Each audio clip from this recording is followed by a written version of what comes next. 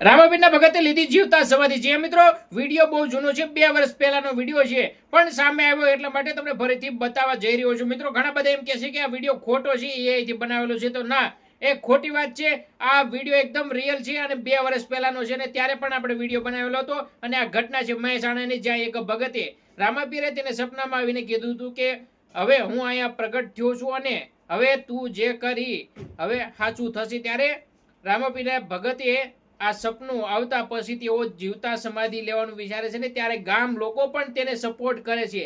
જ્યાં મિત્રો ગામ લોકો પણ તેને સપોર્ટ કરવા આવે છે ને ત્યાં બધા જોવા આવે છે ને ત્યાં બધા એને સપોર્ટ પણ કરે છે. અને તેઓએ થોડા દિવસ માટે સમાધિ પણ લીધી હતી, ત્યારે પણ આપણે એનો વિડીયો બનાવ્યો હતો અને આજે ફરીથી એ વિડીયો સામે આવ્યો એટલા માટે તમને બતાવવા જઈ રહ્યો છું મિત્રો.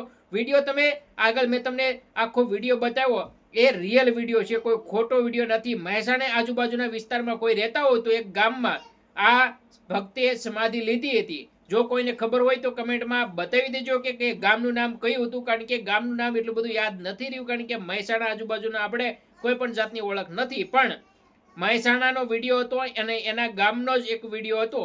જેઓ આજુબાજુના વિસ્તારમાં રહેતા હશે તેને ખબર જ હશે તો કમેન્ટમાં જણાવી દેજો. અને આવો ચમત્કાર કે આ ભગત સમાધિ લે છે ને 3-4 દિવસ કે એમ કાક તેઓ અંદર ને અંદર રહે છે અને તેઓ સમાધિમાં જાય છે, ત્યારે ગામ લોકો પણ તેને સપોર્ટ કરે છે.